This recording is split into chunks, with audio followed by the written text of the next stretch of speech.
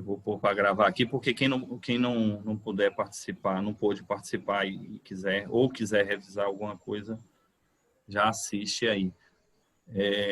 William, boa noite, né? Você está fazendo mestrado, está no mestrado, né, William? Sim. Está no mestrado lá no Medicina e Saúde. Nosso convidado entrou aqui agora. Dene, boa noite. Se você tiver... deixa eu desbloquear aqui o microfone dele. Eu acho que você está sem microfone. Olha se você está com microfone.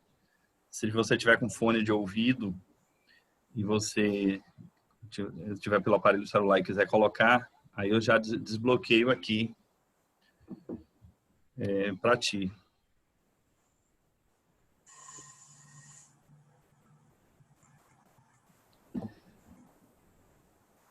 Dá uma olhadinha se aparecer um pedido aí para desbloquear teu microfone. Tá ouvindo agora? Sim, meu querido. Que honra, viu? Pessoal, queria apresentar... Eu sou terrível, desculpa. É isso mesmo. Muita gente teve dificuldade.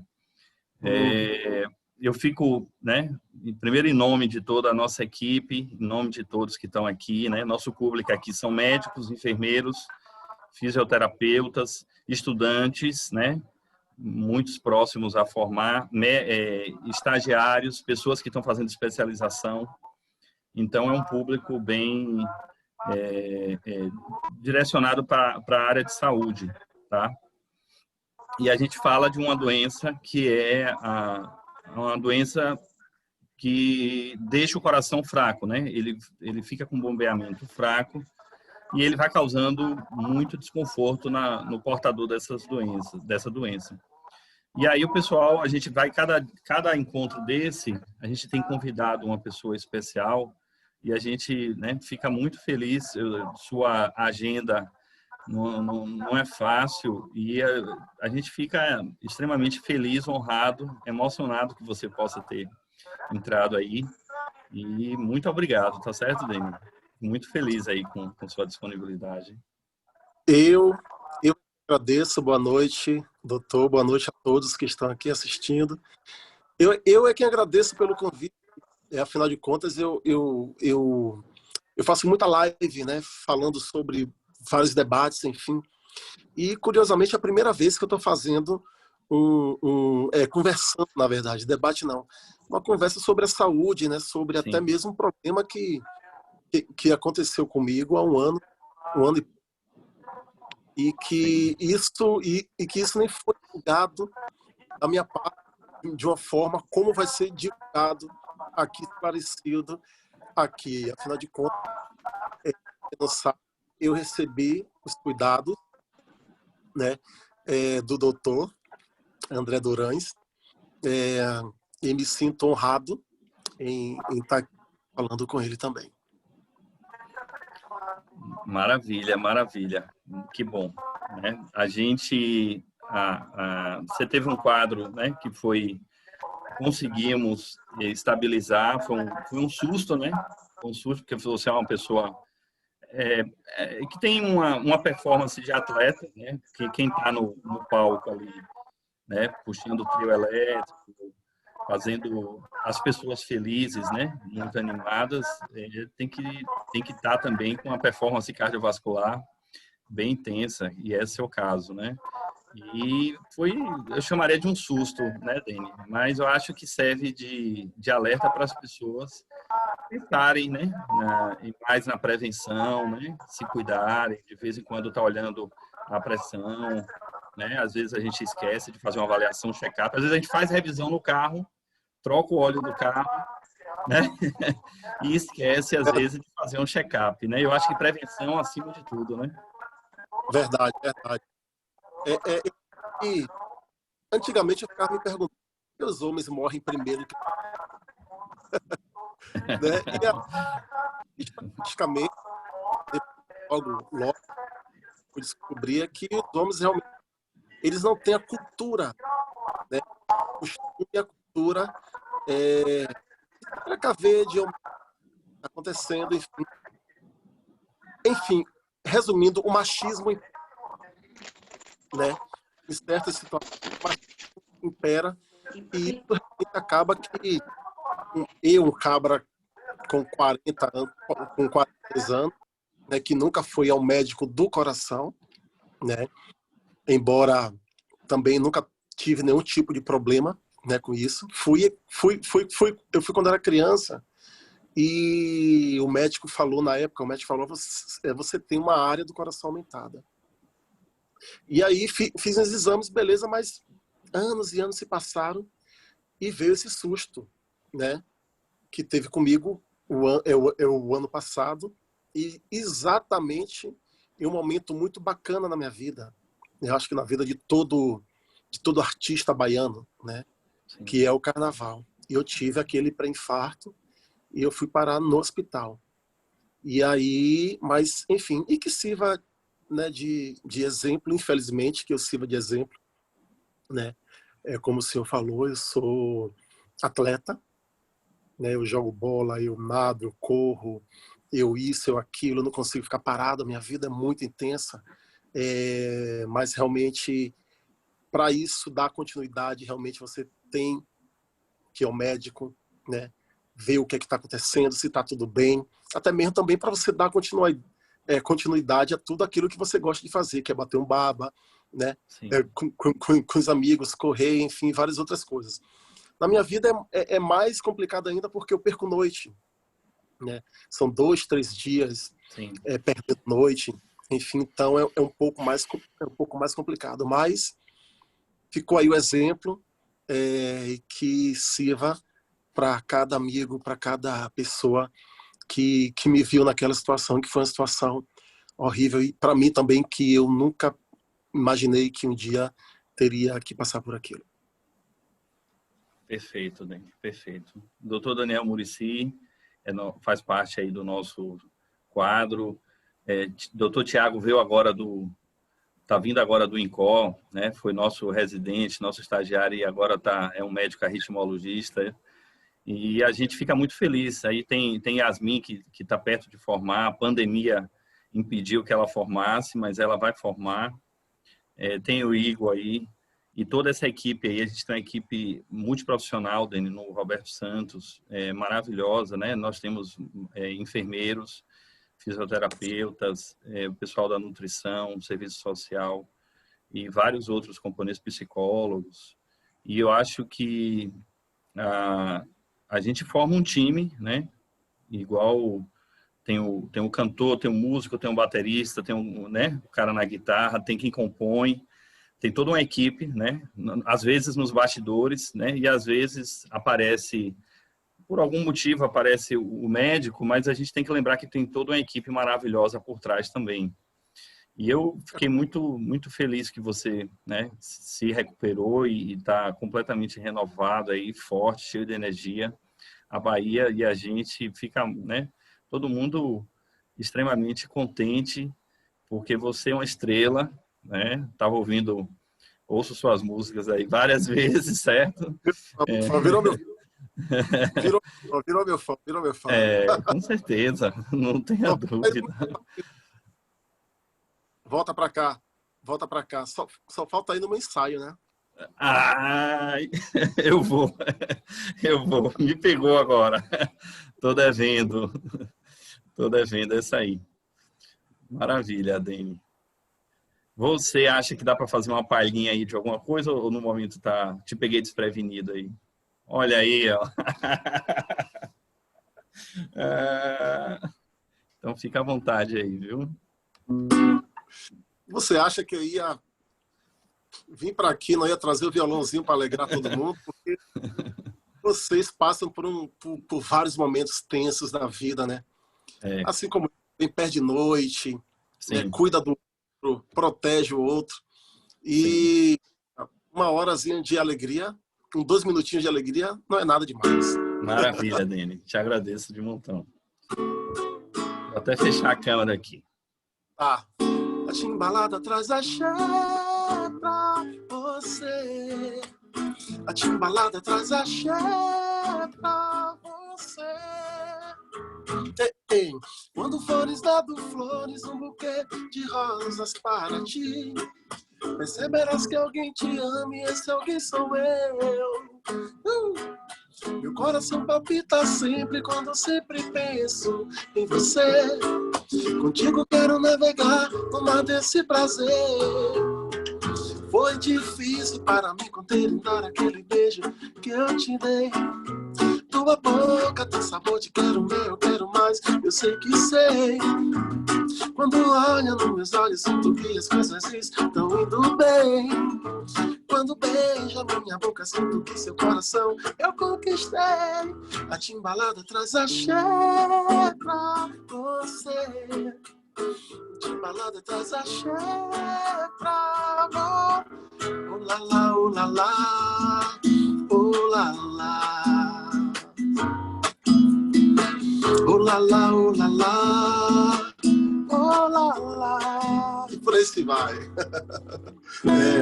Vou embora, meu amor chorou. Vou embora, meu amor chorou. Vou embora, meu amor chorou. Vou embora, meu amor chorou. Vou voltar. Eu vou nas asas de um passarinho. Eu vou nos beijos de um beija-flor. Eu vou nas asas de um passarinho. Eu vou nos beijos de um beija-flor. No tique-tique-tac do meu coração renascerá. A seu comando, André Durães. Excelente, amigo, excelente, sensacional. Maravilha, meu querido. Muito obrigado. Na verdade, a insuficiência cardíaca, que é quando o coração bate um pouquinho mais fraco, ela pode ser completamente prevenível, né? Então, assim, a causa mais comum é infarto, mas existem pacientes que têm problema na válvula, existem pessoas que nascem com essa doença, existem pessoas com pressão alta de muitos anos e isso acaba inchando, dilatando o coração e dando insuficiência cardíaca. Então, assim, a prevenção é o grande lema nosso. É uma doença que acomete muito mais idosos. Então, a população está envelhecendo. O Brasil está tendo cada vez mais uma população de idosos, porque a expectativa de vida também está aumentando, graças a Deus. Então, a prevenção é tudo. E ter uma vida alegre, né? A gente está sempre buscando...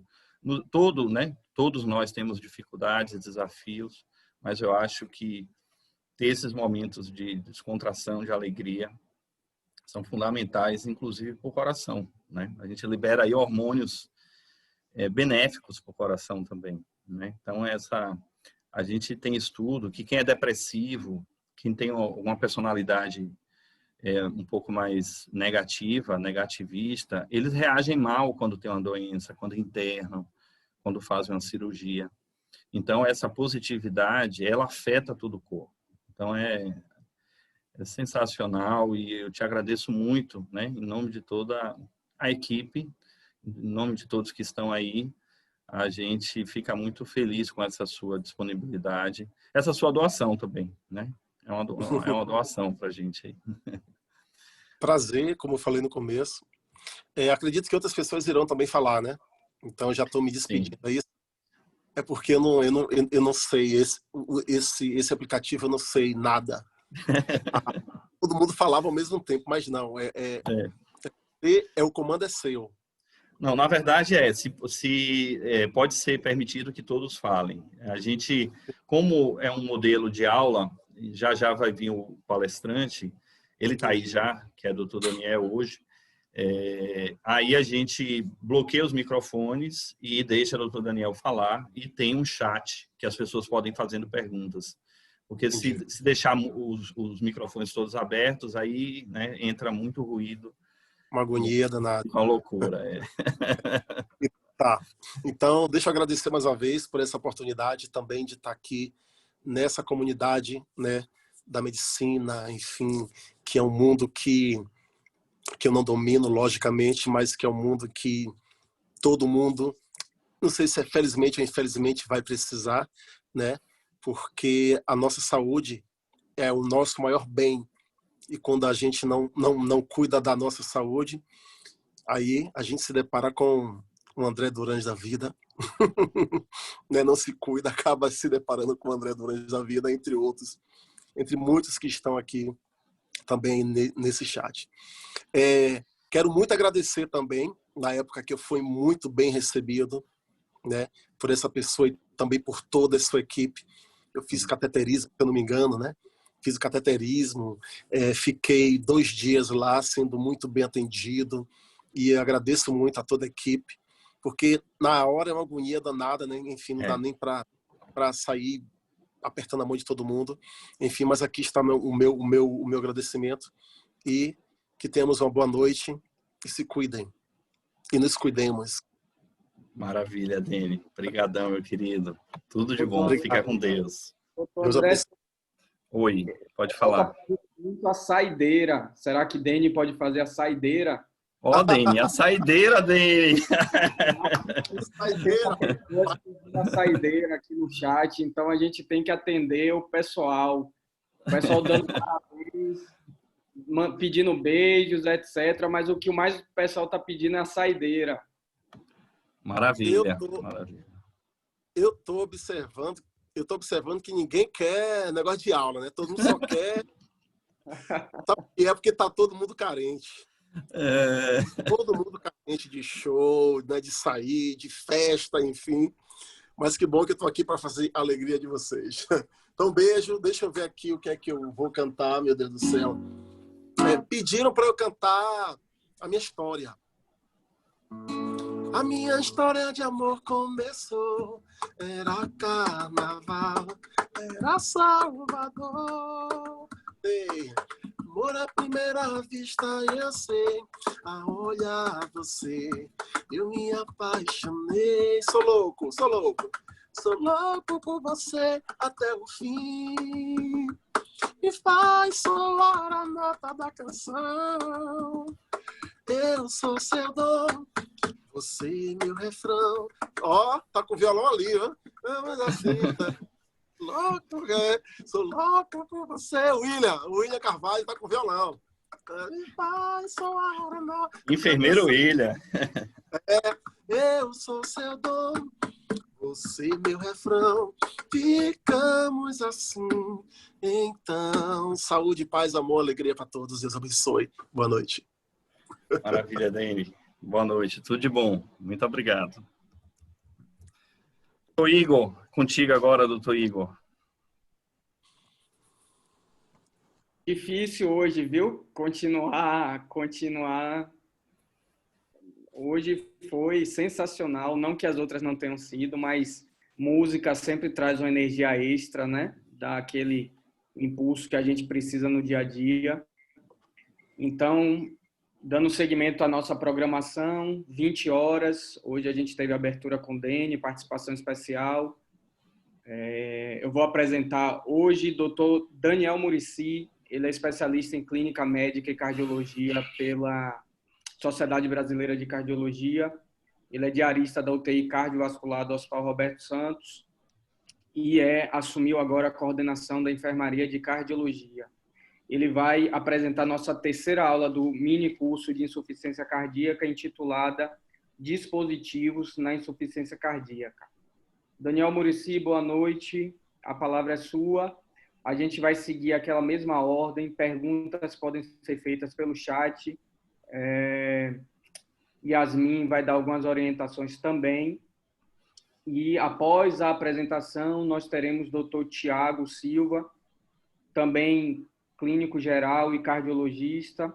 Ele acabou a formação dele em arritmologia e estimulação cardíaca pelo Instituto do Coração, no INCOR, e fará os comentários finais e dúvidas. Daniel Muricy, boa noite, a palavra é sua. Boa noite a todos. Doutor André, doutor Igor, aos colegas aí, uma satisfação estar fazendo parte desse curso, né? Eu fico muito contente. Primeiro, a participação de Dene, eu acho que eu desliguei o vídeo aqui um momento porque eu estava dançando e eu achei que ia pegar mal. E aí eu tirei do vídeo. Mas, assim, é muito importante essa descontração, né? Antes da gente começar um tema. fazer uma observação só aqui, que o William, além de ótimo enfermeiro, especialista em cardiologia, toca e toca bem, viu? E eu aceitaria uma partida de futebol com o Dani. Eu acho que se ele me chamasse, não ia fazer feio, não. Mas na parte musical é com ele. Tiago, seja bem-vindo. É uma pessoa que a gente conhece a formação desde o início. É um prazer tê-lo hoje como arritmologista, né? Boa noite a todos também, enfermeiros, técnicos, pessoal da fisioterapia, enfim. Hoje, coube a mim, eu vou falar um pouquinho sobre os dispositivos de insuficiência cardíaca. Eu vou compartilhar a tela aqui. E esses dispositivos, a ideia inicial é falar um pouquinho sobre cada um, o que seria cada um. A gente já consegue identificar pelo raio-x, pela radiografia de tórax. Eu vou dar algumas dicas da importância de cada, como surgiu, e depois os experts realmente vão complementar. Lembrando que eu sou cardiologista clínico, levei muitos meses para dominar os dispositivos, para conhecer as indicações, as complicações pós-implante, e hoje me deram em torno de 40 minutos para passar um pouquinho de tudo isso que eu levei meses para aprender. Mas eu acho justo. A tela está ok, pessoal? Vocês estão vendo os slides? Sim, sim, Daniel, tudo ok. Ok, pessoal. Preciso só passar aqui. Pronto. Não tenho nenhum conflito de interesse com a apresentação. Bom, aqui, como o doutor André já começou nas primeiras aulas, então, só lembrarmos que a insuficiência cardíaca é a principal causa de internação hospitalar, não só no Brasil como no mundo. A partir do momento que a população vai envelhecendo, a prevalência e incidência aumenta. É uma patologia que leva a um grande custo, né? É bastante onerosa para o sistema público e privado. E o nosso tema principal, que é a insuficiência cardíaca com fração de ejeção reduzida, aquela com fração de ejeção abaixo de 35% ou 30%, ou seja, são pacientes relativamente graves. Esses pacientes, eles têm uma causa importante de morte súbita por arritmias, né? Taquicardia ventricular, fibrilação ventricular. E aí vocês vão ver que vários dispositivos de assistência, dispositivos cardíacos implantáveis, eles foram criados justamente para organizar a parte elétrica do coração. Porque muitas pessoas morriam tanto com a frequência cardíaca baixa, bradiarritmias, bloqueios atrioventriculares, quanto com frequência cardíaca elevada, as taquiarritmias. E a terapêutica medicamentosa, que foi muito bem explanada por Dr. André nas outras aulas, já não era o suficiente para manter esses pacientes com a sobrevida adequada. Então, aqui nós temos a fração de ejeção, que é a força que o ventrículo esquerdo contrai. Então, a capacidade de bombear cardíaca, ela é medida em percentual. O normal seria 50%, abaixo de 40% seria uma disfunção moderada, e abaixo de 30% uma fração de ejeção grave, gravemente deprimida. Aqui nós temos, eu vou ver se eu consigo colocar aqui. Vocês estão vendo a setinha? Todos conseguem ver? Aparecendo sim, Daniel. Sim, professor. Ok. Eu, assim como o Dene, apesar de ser da área de saúde, eu não domino bem ainda a tecnologia. Confesso que eu tenho saudade das aulas em auditório, que você via o público, né? Os efeitos, mas eu vou aqui fazer uma apresentação resumida. E vou usar os artifícios aqui que eu domino. Então, aqui nós temos a parte elétrica do coração, né? E a gente tirou aqui o músculo cardíaco, as válvulas, o pericárdio. E o que é que sobrou? A parte elétrica. Nó sinusal, nó atrioventricular. E aqui nós temos feixe de His direito e o ramo esquerdo do feixe de His. Aqui é a parte que se inicia o batimento cardíaco. Ele passa para o nó atrioventricular e distribui para os ventrículos. Vocês vão ver que, basicamente, os dispositivos eles vão ficar do lado direito do coração, que é o responsável por essa parte elétrica, exceto o ressincronizador, que ele vai tentar sincronizar o ventrículo esquerdo com o direito, para que o coração possa contrair e bater de forma harmônica. E isso, fisicamente, melhora bastante a contração ventricular e o débito cardíaco. Então, gravem esse primeiro slide, que é a parte elétrica, seria a fiação do nosso coração. Então, o que seriam os dispositivos cardíacos eletrônicos? Né? São próteses, são produtos artificiais, e aqui cabe uma curiosidade. O primeiro marca-passo descrito foi em 1958. Né? Ele começou a ser utilizado em larga escala no Brasil na década de 70. Então, o marca-passo é o dispositivo mais simples e já tem mais de 50 anos aí de utilização. Já os dispositivos mais sofisticados, cardiodesfibrilador implantável e ressincronizador, eles são bem mais recentes. O cardiodesfibrilador implantável, CDI, ele começou a surgir no início dos anos 90 e foi mais difundido no início do século 21, ali por volta de 2000, 2001, e o ressincronizador mais recente ainda. A ideia desses dispositivos é que eles possam, né, substituir alguma falha do nosso sistema elétrico cardíaco, seja porque o coração está batendo devagar, frequência cardíaca, por exemplo, abaixo de 40 batimentos por minuto, seja porque o coração está batendo acelerado demais, né, e está levando ataque a arritmias, e essas arritmias podem causar morte súbita, parada cardíaca, ou, melhor ainda, seja porque o ventrículo esquerdo está brigando, digamos assim, com o ventrículo direito. Então, se você tem um ventrículo esquerdo que não contrai de forma harmoniosa, você não consegue ejetar o sangue e a pressão na aorta reduz. Você tem uma queda do débito cardíaco. Então, esses aqui são os 3 tipos de dispositivos cardíacos, do mais simples ao mais complexo. E nós vamos aprender que hoje nós já podemos associar eles. No mesmo paciente, você pode colocar um ressincronizador com o CDI. Basta você associar os eletrodos. Isso aqui, pessoal, a gente tem que ter em mente que é uma terapêutica avançada, não é para ser colocado em qualquer paciente, para pacientes com insuficiência cardíaca grave, mas com prognóstico bom. Lá adiante a gente vai ver o porquê existem trabalhos de custo-efetividade que nos mostram que do marca-passo ao CDI com ressincronizador, nós temos uma restrição de indicações pela própria patologia do doente, pelos custos e pela dificuldade de implantação desses dispositivos.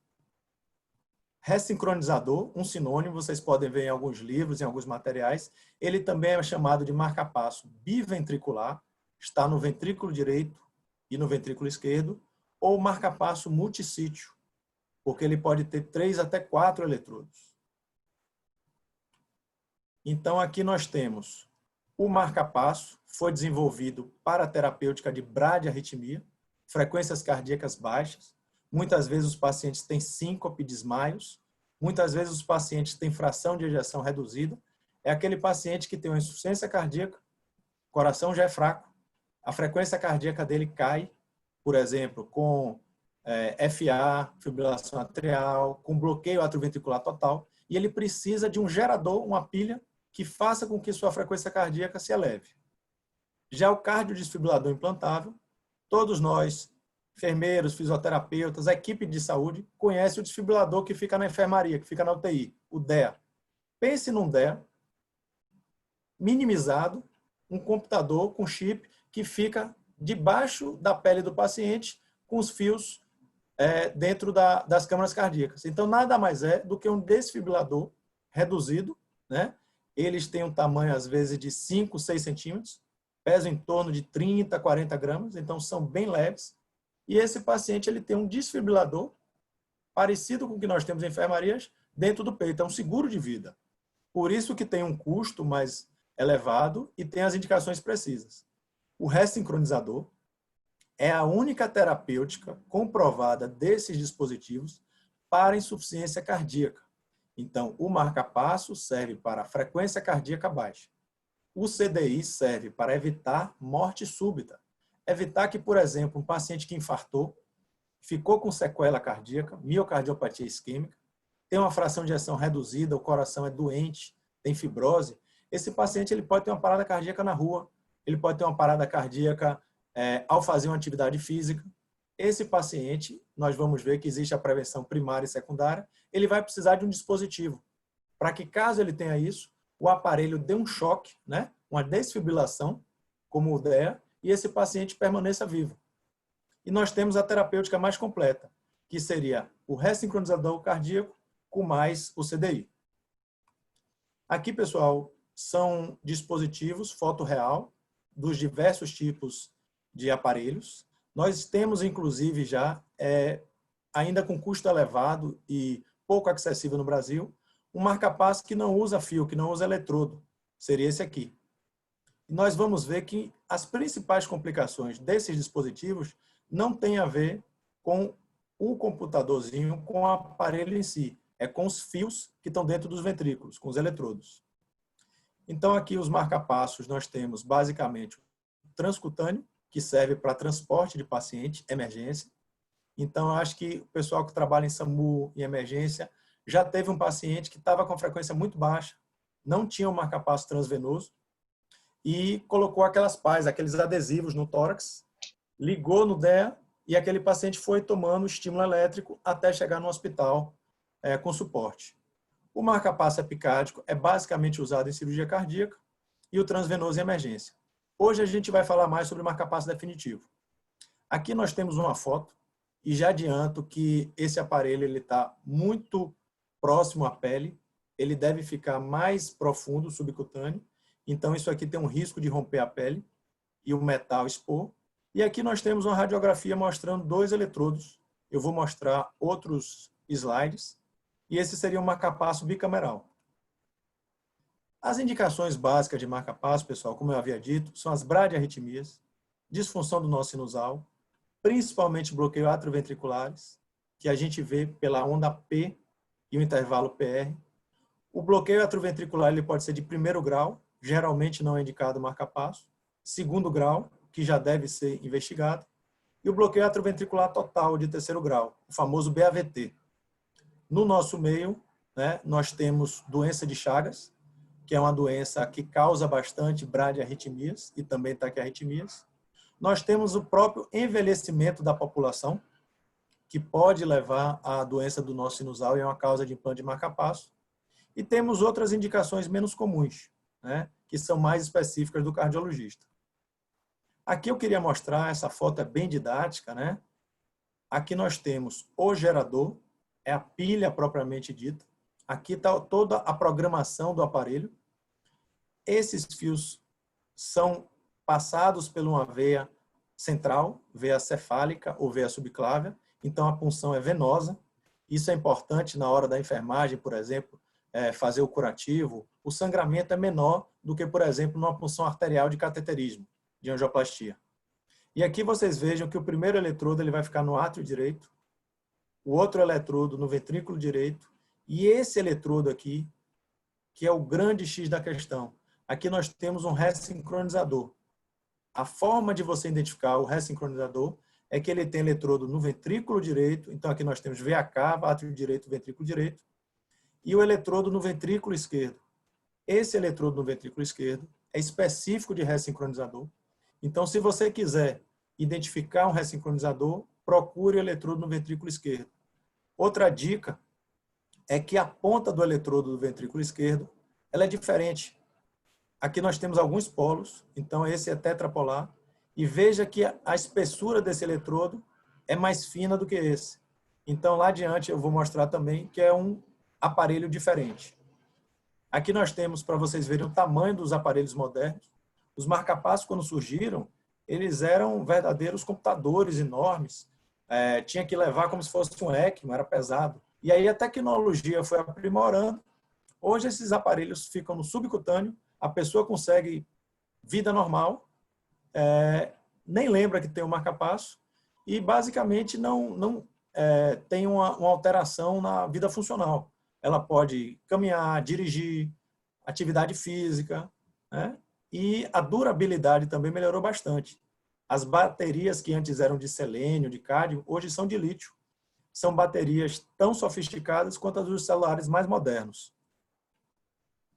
Aqui o marca-passo transcutâneo, que não é foco da aula de hoje. Aqui uma radiografia. Muitos residentes, estudantes perguntam, Daniel, como é que eu vou saber se é um marca-passo ou se é outro aparelho? Isso é importante bastante. O paciente que tem insuficiência cardíaca, se ele está com marca-passo, ele não tem um tratamento para insuficiência cardíaca. ele tem um tratamento para bradiarritmia. Lembrando que o marca-passo é o modelo mais simples, mais barato. Aqui nós temos o gerador. Primeira dica, vocês vão ver que os geradores do CDI, dos ressincronizadores, eles são bem maiores. Um eletrodo, um fio no átrio direito, um eletrodo no ventrículo direito. Como é que nós chamamos isso aqui? Marca-passo dupla câmara. E qual o melhor tipo de marca-passo? Justamente o dupla câmara. Por que isso? O marca-passo, quando ele é unicameral, como esse aqui, ele tem um eletrodo só no átrio direito. O que é que nós aprendemos da parte elétrica cardíaca? O átrio direito, quando faz a contração, ele bombeia sangue para o ventrículo direito. Então, a sístole atrial ajuda a sístole ventricular. Quando eu tenho, por exemplo, um paciente com fibrilação atrial, o átrio está fibrilando, eu perco uma boa parte, 20 a 30% do débito cardíaco. Então, é importante que eu tenha uma sincronia entre átrio e ventrículo. E como é que eu consigo isso? Colocando 2 eletrodos, um no átrio e um no ventrículo, para que o próprio aparelho, dispositivo, despolarize o átrio segundos, milissegundos antes do que o ventrículo. Então, eu não vou ter o átrio e o ventrículo contraindo ao mesmo tempo. Então, para pacientes em ritmo sinusal, o melhor marca-passo é o dupla câmara, que é um eletrodo no átrio direito e um no ventrículo direito. Quais são aqueles pacientes que não necessitam de marca-passo dupla câmara? Os que estão com átrio fibrilando, tremendo, justamente porque não adianta colocar o eletrodo lá, porque o átrio não vai responder ao estímulo do marca-passo. Ele está fibrilando e aquele eletrodo, pelo contrário, ele pode propiciar a formação de trombos. Então, se você tem algum parente, se você tem algum paciente que vai colocar marca-passo, o ideal é que seja dupla câmara. Aqui também uma coisa muito interessante, né, para toda a equipe multi, como é que eu identifico um paciente com eletro de marca-passo? Doutor, o paciente voltou do centro da hemodinâmica, o marca-passo ele pode ser colocado tanto no centro cirúrgico quanto na hemodinâmica, pelo arco C, e eu quero saber se o marca-passo está funcionando bem, isso é importantíssimo. Existe um marcador, né, que seria a energia que o marca-passo está liberando para contrair o átrio ou ventrículo, a gente chama de espícula, que nada mais é do que esse risquinho aqui, antes da onda P, nesse caso de um marca-passo que é AI. O que significaria AI? A primeira letra, o eletrodo está no átrio, ele sente o átrio e estimula somente o átrio. Então, esse marca-passo é unicameral, só tem um eletrodo no átrio direito. Aqui nós temos um marca-passo que o eletrodo está no ventrículo direito. Lembrem que marca-passo é sempre no ventrículo direito. Ele estimula o ventrículo, sente o ventrículo, mas não tem eletrodo no átrio. Então, a gente só tem uma espícula antes do QRS. E aqui nós temos os marca-passos mais modernos, que são os mais indicados, que são dupla câmara, D de dupla. Então, ele estimula o átrio, a espícula antes da onda P, estimula o ventrículo, a espícula antes do QRS, e ele sente os dois. Então, aqui no eletro, se fosse uma prova prática, a gente diria ritmo de marca-passo, dupla câmara e normo funcionante. Percebam que todos os batimentos estão precedidos das espículas. Outra observação que eu já queria falar para vocês é que percebam que o QRS normal nosso ele é estreito, né? Ele é abaixo de 2,5 quadradinhos, abaixo de 11 milissegundos. Quando a gente coloca marca-passo, ocorre um bloqueio de ramo esquerdo artificial. Esse bloqueio de ramo esquerdo é deletério se o paciente permanecer continuamente com esse bloqueio de ramo esquerdo. O bloqueio de ramo esquerdo é um marcador de doença cardíaca, seja ele artificial pelo marca-passo, seja ele por cardiopatia ou miocardiopatia. Então, o marca-passo, por ter um gerador no ventrículo direito, ele causa um bloqueio de ramo esquerdo artificial. Vamos falar um pouquinho agora sobre CDI, que é outro aparelho com outras funções. Então, o CDI, cardiodesfibrilador implantável, ele foi criado no início dos anos 90, justamente para aqueles pacientes que tinham a miocardiopatia, seja isquêmica, seja indeterminada, com a fração de ejeção reduzida, né? A gente geralmente não coloca CDI em paciente com coração estruturalmente normal, existem as exceções, para evitar que esse paciente tivesse uma morte súbita. Então, a prevenção primária seria um implante do CDI naqueles pacientes com fração de ejeção reduzida, abaixo de 30% a 35%, que sabidamente tem um risco de morte súbita. Então, exemplo, paciente perdeu o pai com 45 anos, o pai faleceu com 45 anos, o irmão, quando fez 38 anos, faleceu também. Todos os dois foram investigados para doença cardíaca. Existem doenças cardíacas hereditárias. Esse paciente ele tem que fazer toda a investigação com ecocardiograma, com Holter, porque caso ele tenha um risco também de morte súbita, ele já deve colocar o CDI. Qual um problema prático? Os aparelhos de CDI, a depender do fabricante, eles podem custar R$20 mil, R$40 mil, a depender. A gente não tem, pelo Sistema Único de Saúde, como implantar CDI todo paciente com miocardiopatia e fração de ejeção reduzida. Para isso que existem scores. O que é que o SUS cobre? A prevenção secundária. Então, aqueles pacientes que tenham doença de Chagas, miocardiopatia isquêmica, doença estrutural cardíaca e que já tiveram um evento, uma parada cardíaca que foi reanimada com sucesso, não ficaram com sequela neurológica. Pacientes que têm síncopes, e essa síncope provavelmente é de causa cardíaca. Eles colocam o CDI para evitarem o próximo evento que pode ser uma morte. Existem também outras indicações através de estudo eletrofisiológico, que aí já é a parte do arritmologista, já é um estudo mais minucioso. Mas, para nosso conhecimento geral, o SUS ele cobre o implante quando o paciente já teve algum evento. Aqui, mais uma vez, um slide esquematizando o eletrodo no átrio direito, no ventrículo direito e aqui o eletrodo no ventrículo esquerdo. Percebam que, mais uma vez, aqui nessa sigla... Pode ter mesmo confusão? Não, aqui. De desfibrilador. Então, esse é um aparelho completo, duplo. Mais uma vez também aqui, sempre punção venosa, pessoal.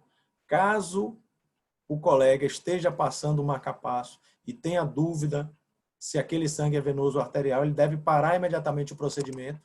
Já vi alguns casos que o eletrodo ele vai na artéria e pode fazer um estímulo em carótida, alguma coisa, e o paciente tem convulsão. Mais uma vez aqui as indicações de CDI, tá certo? Pacientes sobreviventes de parada cardíaca, pacientes com taquicardia ventricular espontânea, pacientes com síncope de repetição, pacientes que tiveram TV ou FV induzidos por estudo eletrofisiológico, e aqueles pacientes que os familiares de primeiro grau já tiveram morte súbita e eles podem receber o CDI antes do evento. Seria a prevenção primária. E aqui, pessoal, é um raio-x. Então, eu estou apresentando para vocês aos pouquinhos. É como se eu pegasse uma foto de um artista que vocês não conhecem, que não seria Dene de jeito nenhum, e mostrasse, olha, esse é o marca-passo, prazer, ele funciona assim. O ressincronizador, já demos a dica, que é o eletrodo no ventrículo esquerdo. E que aparelho seria esse? Percebam que o gerador é bastante grande, é maior que o do marca-passo, então já não é um marca-passo. E aqui nós temos, ó, vejam bem essa região. Aqui é o que a gente chama de coil, do inglês mola. Então aqui nós temos 2 coils, e essa parte, pessoal, equivale às pás do desfibrilador. Então aquelas pás que você coloca próximo ao externo e próximo ao ápice para fazer a desfibrilação, elas ficam no CDI internamente. E é daqui que sai a descarga elétrica. Vocês vejam que ela faz um vetor, atravessa todo o coração e faz um choque efetivo. Daniel, o choque que o CDI dá, ele é tão forte quanto o choque do desfibrilador, das pás externas? De jeito nenhum. Né? Quando eu faço o choque no desfibrilador, quem já fez aí sabe, se afasta todo mundo, não é isso? Aquilo tem que penetrar tecido subcutâneo, tecido adiposo, a caixa torácica. Então, eu preciso de uma energia de, às vezes, 200 joules, que é uma energia muito forte. Eu acredito, não sei se alguém já tomou um choque aí durante a desfibrilação, é muito desagradável.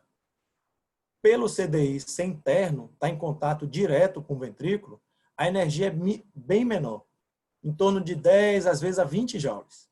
Mas o paciente sente, reclama de dor, e isso tem que ser conversado com o paciente antes. Olha, você vai colocar um aparelho que é muito bom, pode salvar a sua vida, mas você pode tomar um choque.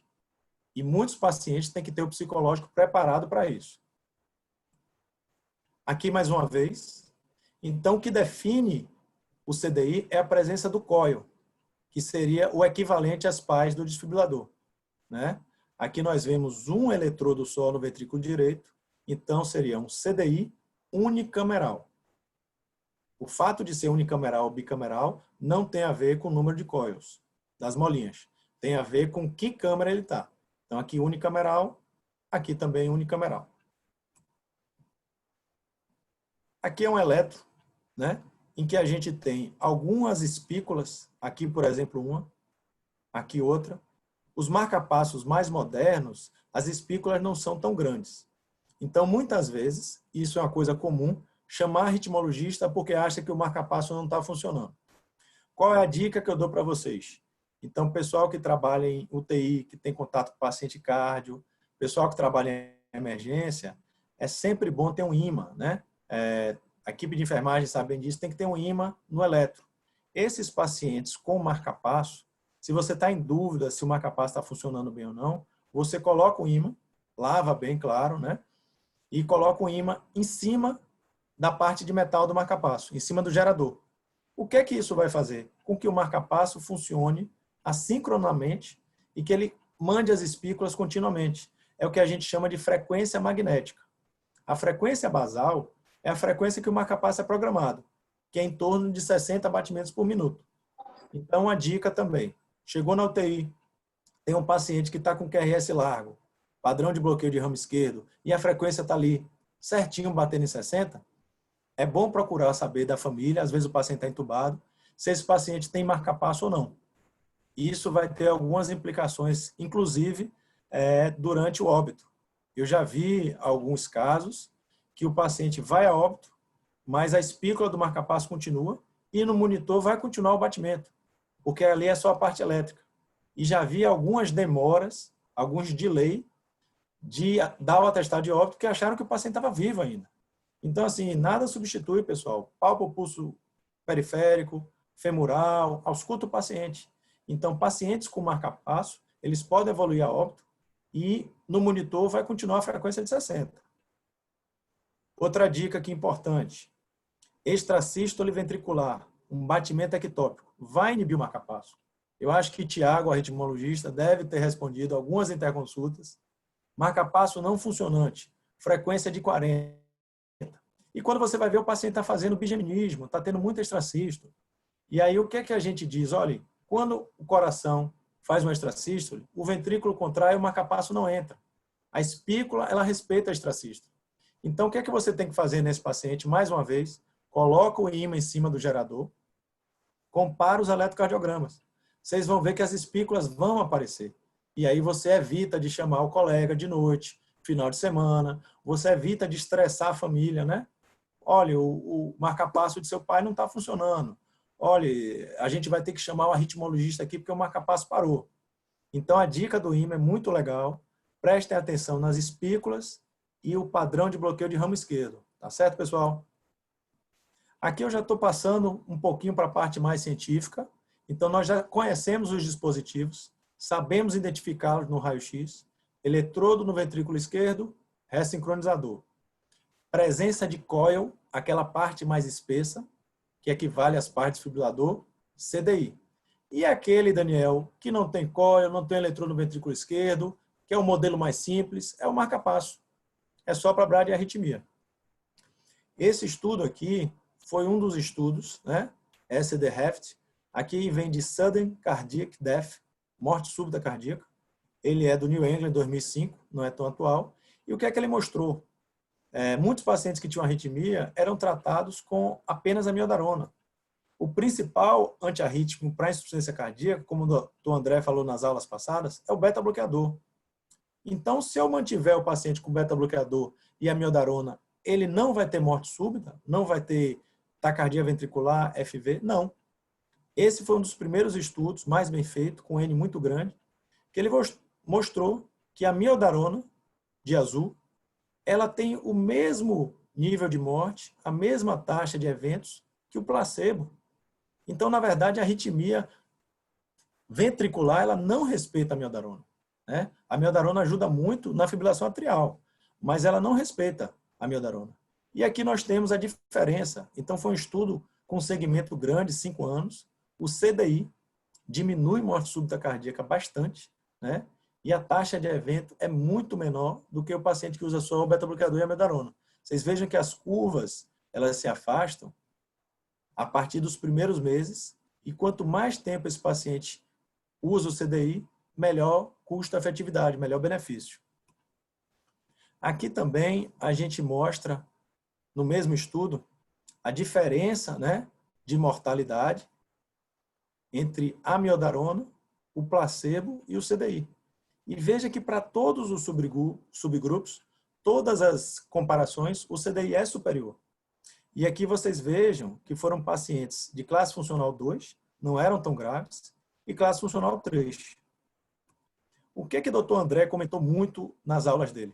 Os pacientes com classe funcional 4, da New York Heart Association, eles têm uma evolução da doença para choque cardiogênico, vão necessitar de dobutamina. São pacientes que geralmente têm uma morte longa, sofrida, múltiplos internamentos. Se eles não conseguirem transplante, eles vão definhando, caquexia cardíaca. Mas nós temos pacientes em classe funcional 1 e 2, que nós acreditamos que eles estão bem, prescrevemos sacubitril, valsartana, beta-bloqueador, inibidor mineralocorticoide, que é o aldosterona, e achamos que eles estão protegidos. O tratamento clínico está otimizado, mas se esse paciente tiver uma fração de ejeção muito baixa, ele vai ter morte súbita. Então, a boa parte da morte nos pacientes em classe funcional 1 e 2 é morte súbita. E já vimos que a amiodarona e beta-bloqueador não resolve somente. Então, passamos para o CDI. O que acontece? Finalizando o CDI. Durante muitos anos, o número de implantes de CDI foi enorme. Foi uma febre no mundo todo. No início do século XXI, nos anos 2000, 2001, os americanos tinham implantado mais de 1 milhão de CDIs. E isso gerou um custo, e isso lá adiante foi questionado. E aí um balde d'água que balançou muito a cardiologia e os dispositivos foi um estudo dinamarquês, o Danish, que ele mostrou o seguinte: olha, o CDI é muito bom, ele diminui morte súbita cardíaca, mas ele não é para todo tipo de cardiopatia. Foi um estudo com muitos pacientes, 1.116 pacientes. Eles acompanharam esses pacientes durante anos. E o que é que foi visto? Principalmente com doença coronariana, que infartaram. É aquele paciente que infarta, faz o cateterismo, e aí a gente avalia o filme e diz: olha, infelizmente não dá para fazer ponte safena, não dá para fazer angioplastia.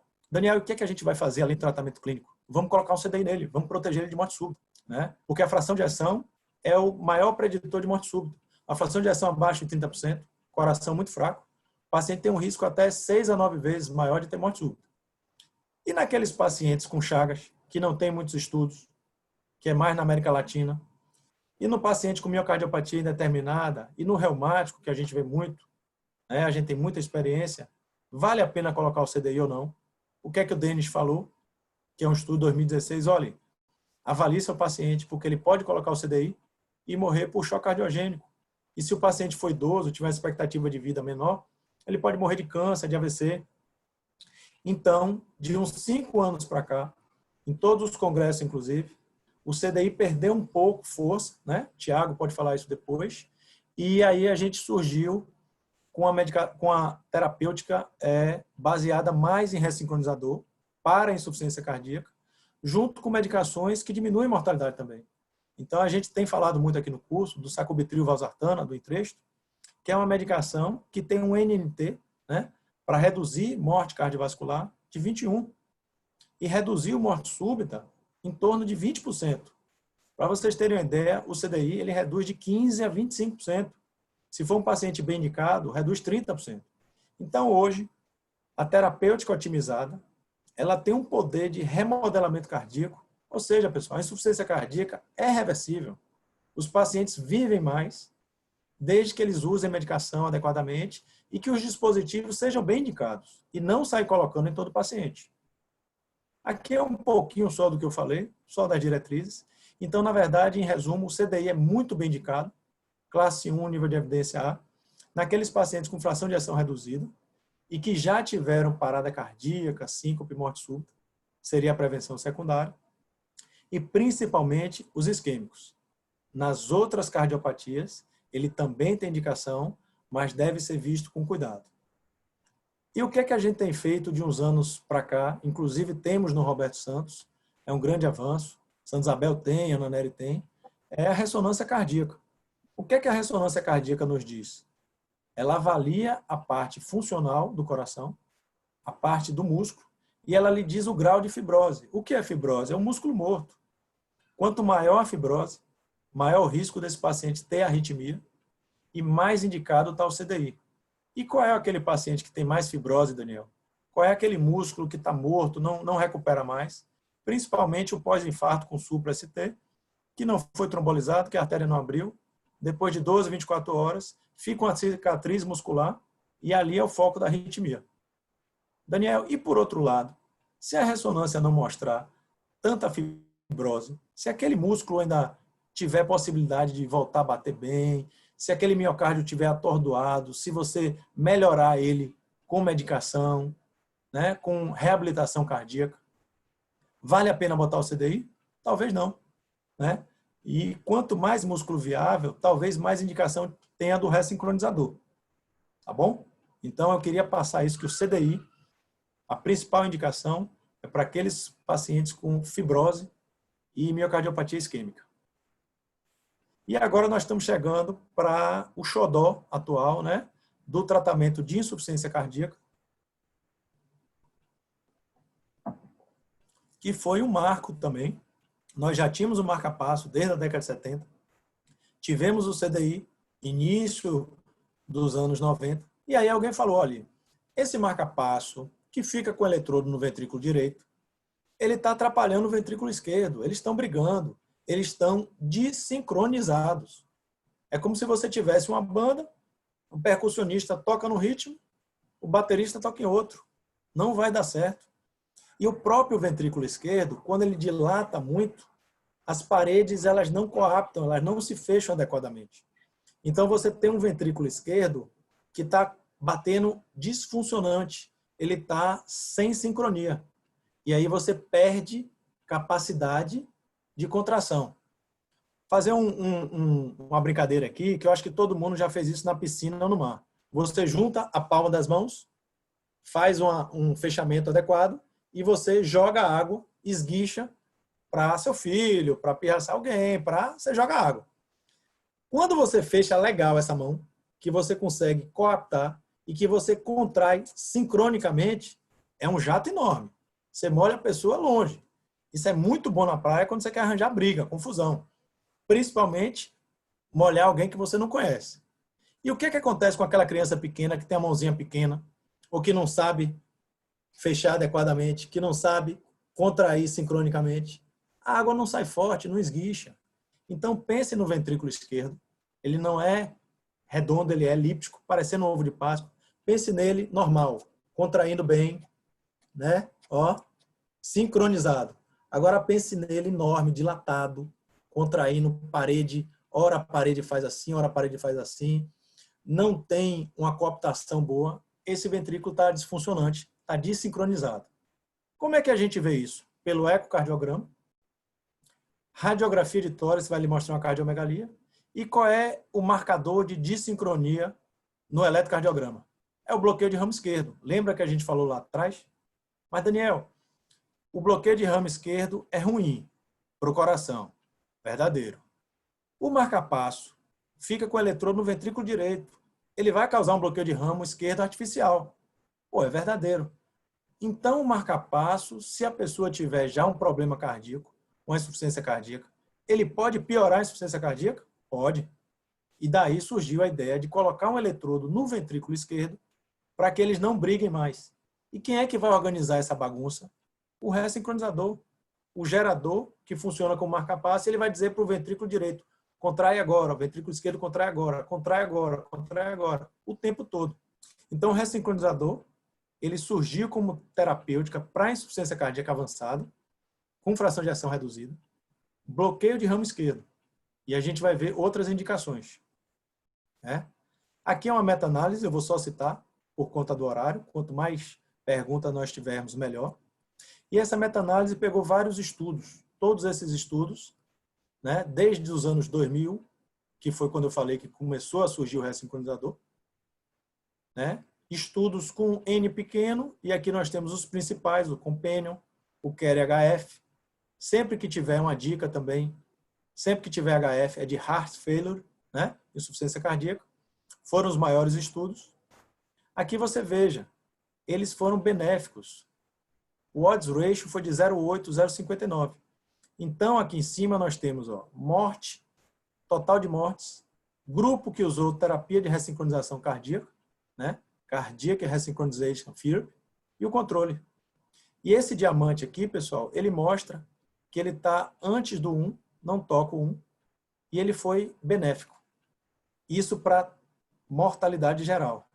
E para hospitalização, hospitalização por insuficiência cardíaca. Grupo de ressincronizador, grupo controle. Ele foi melhor ainda, porque você fazer uma terapêutica que mude mortalidade é mais difícil do que uma terapêutica que diminua a hospitalização. Olhe como ele está mais afastado do 1, a união dos estudos, por isso que é meta-análise. O odds ratio está 0,54 e aqui 0,52. Então, quanto mais afastado do 1, significa que é mais benéfico. Ok? Então, esses pacientes foram optados por colocar o ressincronizador. Lembrando do nosso início da aula, vocês vejam que eu estou repetindo várias vezes para fixar. Ressincronizador, eu preciso de uma sincronia, eu preciso de uma harmonia entre o ventrículo direito e o ventrículo esquerdo. E por isso eu coloco o eletrodo no ventrículo esquerdo. Mas, Daniel, você falou que a punção é venosa. Eu nunca vi você pegar uma veia e chegar no ventrículo esquerdo. O ventrículo esquerdo desemboca dele a aorta. Eu precisaria pegar uma artéria. Aí que vem a maravilha da anatomia humana. Todos nós, homens ou mulheres, isso independe do sexo, temos um orifíciozinho aqui, um buraquinho, chamado seio venoso. Ele fica no átrio direito, né? E ele liga, que legal aqui, e ele é uma passagem secreta, digamos assim, para o lado esquerdo do coração. Então eu consigo fazer uma punção venosa, que tem menor risco, e passa esse eletrodo aqui, via radioscopia, né? E eu consigo pegar uma veia daqui, e encaixar esse eletrodo na parede lateral média do VE.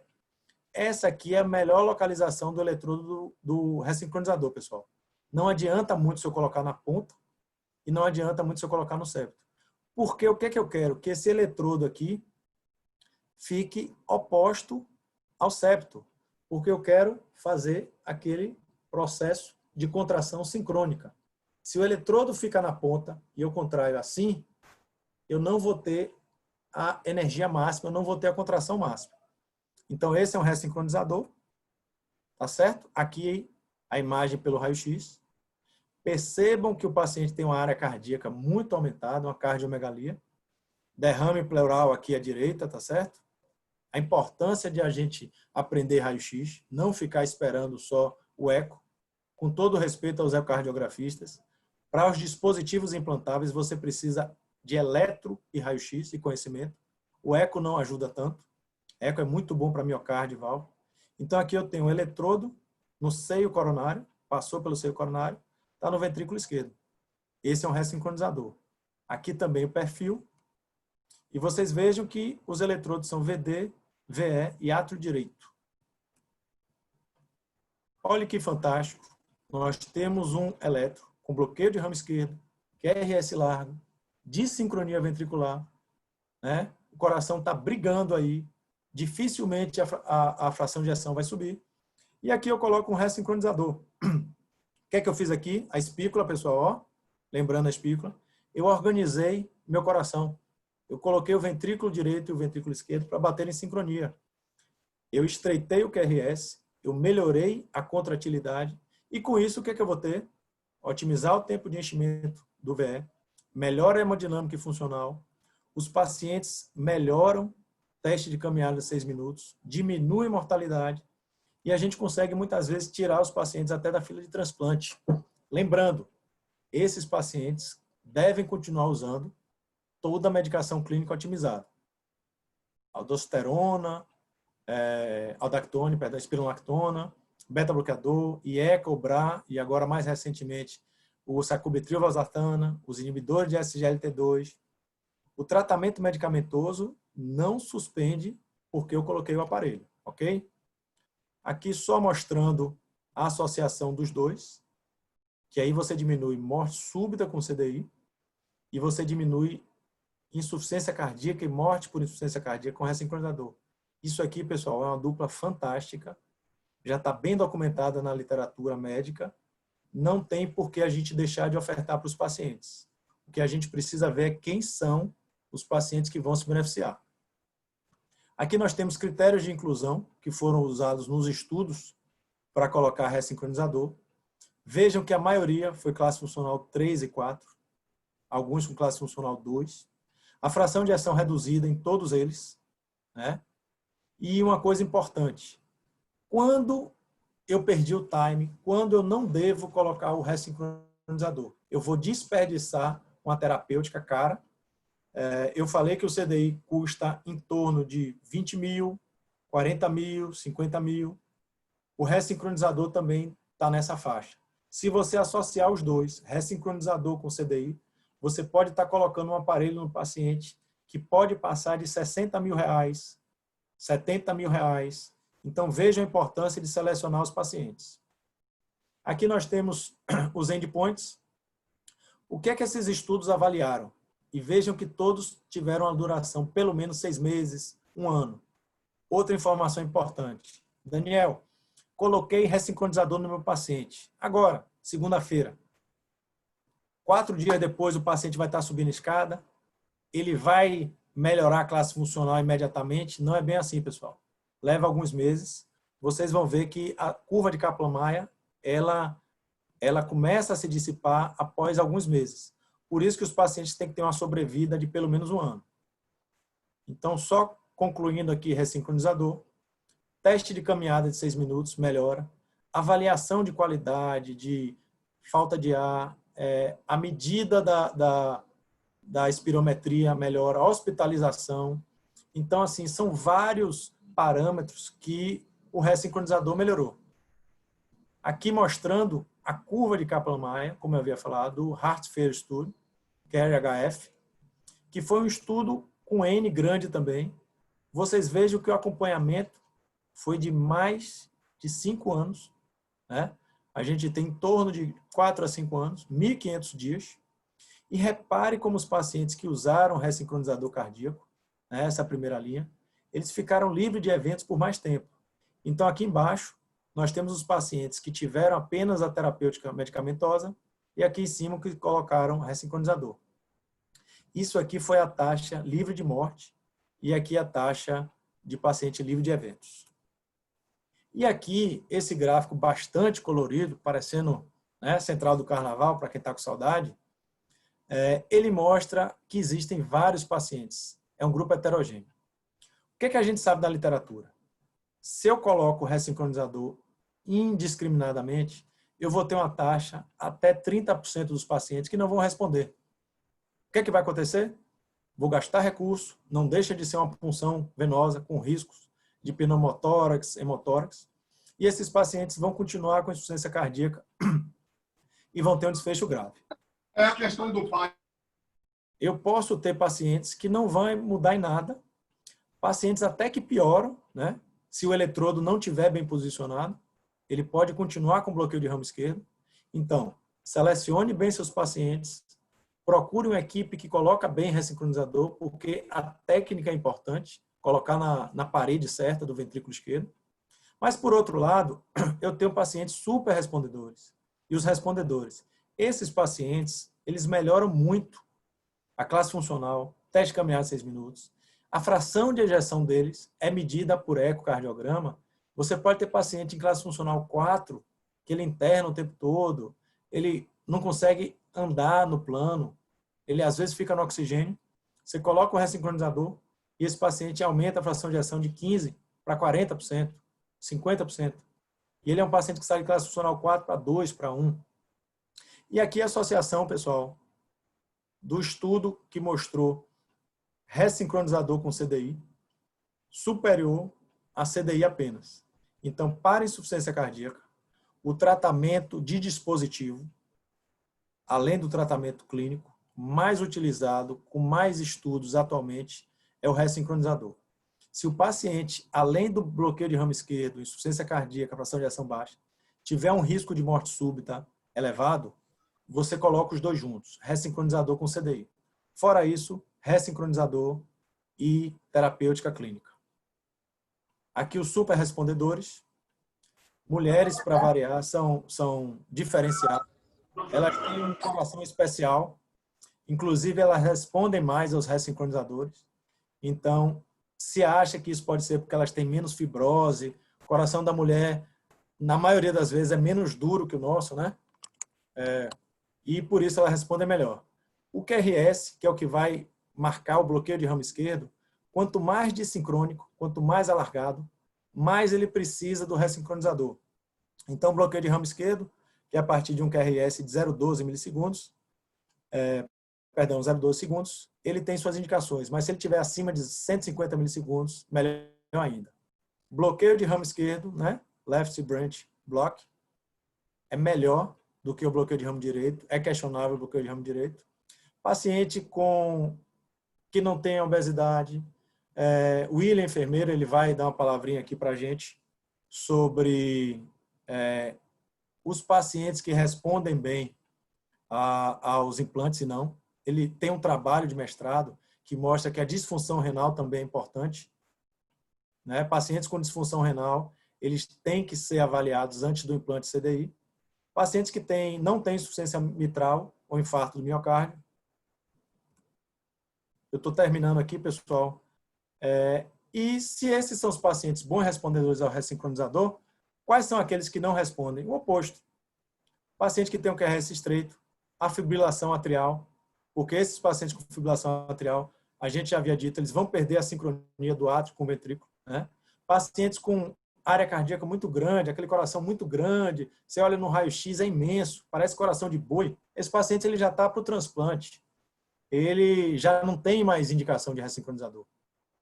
Classe funcional 4, persistente, aquele paciente que acabou de sair da dobutamina, não melhora, você não consegue aumentar a dose de IECA, faz disfunção renal, você tem que suspender o beta-bloqueador porque ele chocou. Esses pacientes já estão no estágio avançado de insuficiência cardíaca e provavelmente eles precisam de transplante e não de ressincronizador. Tá certo, pessoal? Eu agora vou passar aqui uma parte mais técnica de estudo que mostrou que o marcapasso biventricular ele é superior ao do ventrículo direito único. Aqui, repetindo suas indicações, fração de ejeção reduzida, QRS largo, bloqueio de ramo esquerdo. E o que eu queria mostrar para vocês para finalizar, esses são os eletrodos. É importante, esse é o eletrodo do ventrículo esquerdo, né, do ressincronizador. Aqui o coil do CDI. E aqui o marcapasso normal, o eletrodo marcapasso. Então vejam que conhecendo é fácil você identificar os dispositivos. E as complicações? Aí se o Dr. Igor quiser já passar para William, enfermeiro, ele tem bastante experiência em checar a loja do marcapasso. O que é que a gente precisa ver? A equipe de enfermagem, a fisioterapia, o que é que eles precisam checar no paciente, né? A loja, o local que implantou, para que não possam ter complicações. E essas complicações podem fazer com que o paciente perca o dispositivo. Às vezes tem que retirar o dispositivo e colocar outro. Imagine o custo que isso leva. Eu não sei se o William vai querer falar um pouquinho. William. Oi, chefe, tá ouvindo? William, fique à vontade. Eu apresentei os dispositivos, mas você, nessa área, é referência, e eu queria que você falasse um pouquinho sobre cuidados de enfermagem, o que é que a gente deve ver no POI, né, no pós-operatório de implantes, dispositivos. Eu tenho alguns slides, mas a palavra é sua. Beleza. De mais nada, queria agradecer um pouquinho, agradecer bastante, né, e rápido ao convite que o André me fez para falar rapidamente sobre esse tema que, de fato, é fascinante e que eu tenho bastante interesse. Enfim, e como o André falou, a equipe multiprofissional, ela tem o mesmo nível de evidência do que um IECA, né? Ela é um A nas diretrizes. Então, essa visão holística que outros profissionais que não médicos, além da indicação, que tenham uma visibilidade de identificação de preditores de má resposta, seja para CDI, para ressincronizador, né? Então, tem muitos aspectos que são ainda são muito falados, mas são pouco investigados, talvez pela a visão do médico, ela seja mais voltada para, logicamente, é diferenciada das outras profissões. Mas, por exemplo, quando a gente usa o termo terapia otimizada, a gente tem como é que eu posso dizer? Um pensamento de que a gente pode pondo e a terapia tríplice, ela já estaria otimizada. Não, o conceito de terapia otimizada é a dose máxima tolerada. E às vezes o paciente chega lá com dose, está usando menos do que a dose, está de subdose, a gente acaba não esperando o paciente mais tempo, que é um procedimento eletivo, né? E às vezes, se esperar mais tempo, o cara também não tem mais tempo, que já chega no final. Enfim, terapia médica otimizada o cara não está dose máxima tolerada. E aí a outra coisa, avaliar essa aderência medicamentosa desse paciente, né? Então, a gente tem instrumentos e tem estratégias que estou testando essa tese, justamente eu estou pegando esse compilado de preditores, né, que a literatura traz, e estou trazendo outros para testar. Alguns Daniel já falou, né, para ressincronizador, por exemplo, diâmetros hiperdilatados, disfunção biventricular, paciente que usou droga vasoativa menos de 4 semanas, IMC abaixo de 20, caquexia cardíaca, né? Ou seja, preciso de um nutricionista também para fazer uma avaliação antropométrica mais minuciosa. São preditores que, às vezes, passa despercebido, né? Eu calculo o Magic Score de cada um deles, né? Que mais?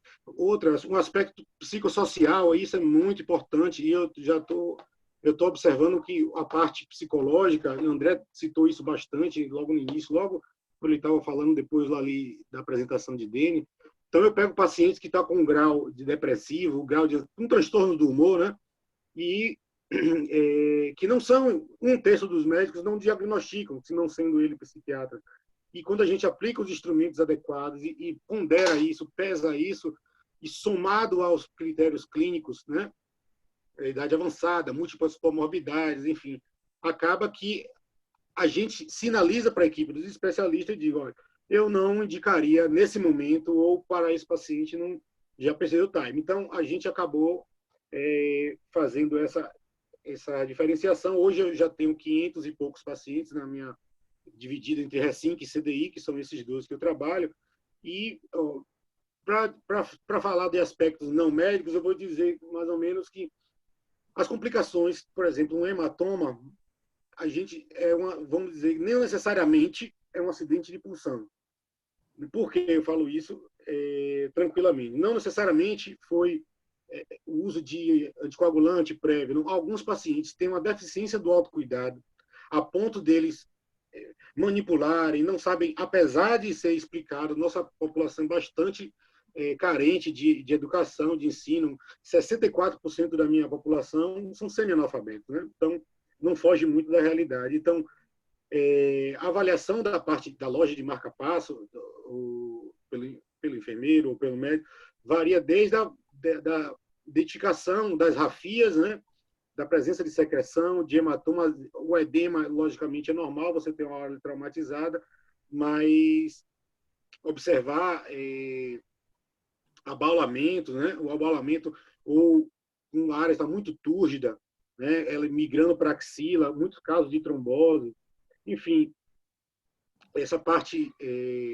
mais visual, o curativo tem que ser bem orientado para o paciente. Então, eu aplico um questionário de autocuidado com esse paciente para saber antes o que é que vou implantar nele, né? Qual tipo de curativo ele vai fazer ali. Logicamente que depois eu dou toda a orientação correta, mas antes eu aplico um questionário para saber o que é que ele sabe do próprio dispositivo. Né? Então, aí você vê essas imagens de provavelmente uma extrusão, a infecção de loja explante, né? Que pode estar relacionado também, né? Dependendo do período, a gente geralmente julga a mão do especialista. Mas eu tenho casos lá que não necessariamente foi isso.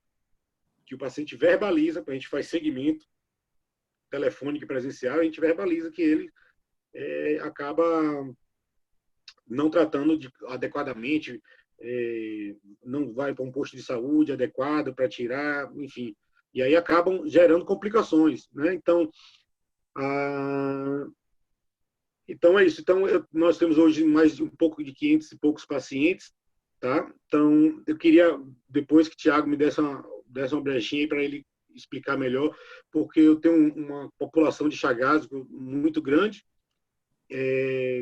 com disfunção ventricular importante e uma prevalência de bloqueio de ramo esquerdo nativo baixíssima, né? Predominantemente é o bloqueio de ramo esquerdo, bloqueio de ramo direito, BDAS, mas são pacientes que entram no bloco que Daniel falou aí, né?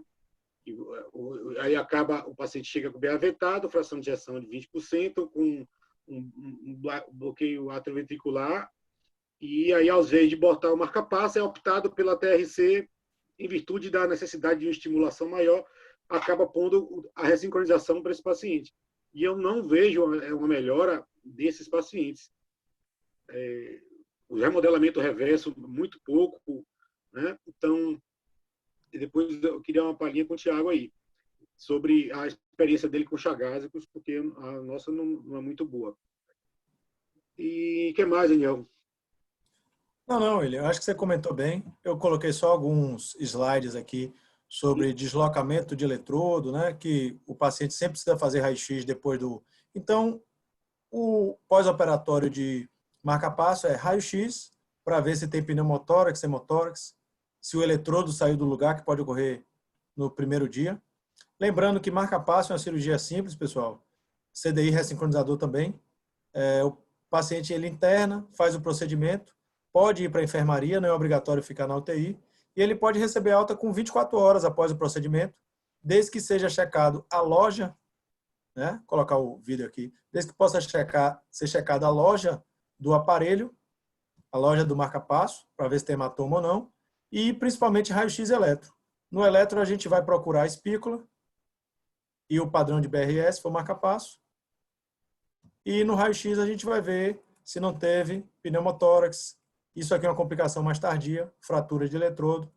Mas eu vou passar a palavra agora, outra fratura de eletrodo, para o nosso colega Thiago, que de todos eu acredito que é o que tem mais experiência. Acredito não, com certeza. É a área dele de especialização, a ritmologia. E vou finalizar aqui a apresentação para que ele possa fazer os comentários dele e responder as perguntas. Thiago, eu fico muito contente. Vou colocar aqui o vídeo.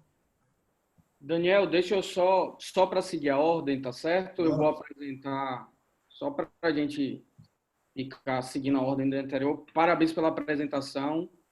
Eu acho que você, como um cardiologista que sempre está ensinando muito os internos e os residentes, a aula foi sensacional. Eu aprendi muito com você na época de residente e hoje me recordando de como você me ensinou a ver raio-x e diferenciar os dispositivos. Eu não esqueci disso até hoje, então acredito que foi de grande aprendizado. Parabéns e obrigado pela participação. William, daqui a pouco a gente abre um pouquinho mais para você fazer outros comentários. Eu vou pedir para Thiago, a gente tem muitas perguntas, então eu vou pedir para ele fazer um breve comentário sobre a experiência dele como ritmologista e em relação ao ambulatório SUS, qual é a experiência dele de vivência com pacientes com insuficiência cardíaca que necessitam de implante de dispositivos, a visão geral do arritmologista. Tiago, boa noite. Se você puder ser breve, você faz o comentário de 3 a 5 minutos e depois eu abro para as suas perguntas, tá certo? Tranquilo. Estão me ouvindo bem? Estamos ouvindo bem. Primeiro eu queria agradecer, né, ao convite feito por Igor, pelo Dr. Durães aí para participar desse curso, né, uma iniciativa muito positiva, né, para ampliar a ação do conhecimento na cardiologia.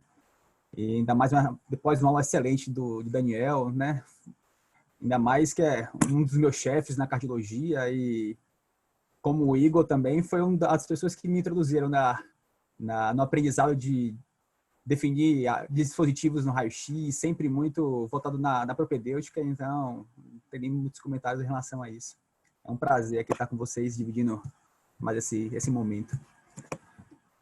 Em relação à experiência da arritmia que eu tenho atualmente, eu tive uma vivência boa na NERI, né? E agora nos últimos anos aqui no INCOR. E assim, aqui a gente tem um serviço grande já, né? Um serviço já está bem organizado. Acabamos tendo uma demanda muito grande de pacientes, então temos pacientes que vêm literalmente do Brasil todo e fora do país também, então acaba tendo uma busca por dispositivos, né? Que é a realidade do arritmologista no dia a dia. De uma forma geral, em termos de marca-passo, no SUS a gente não encontra tanta dificuldade.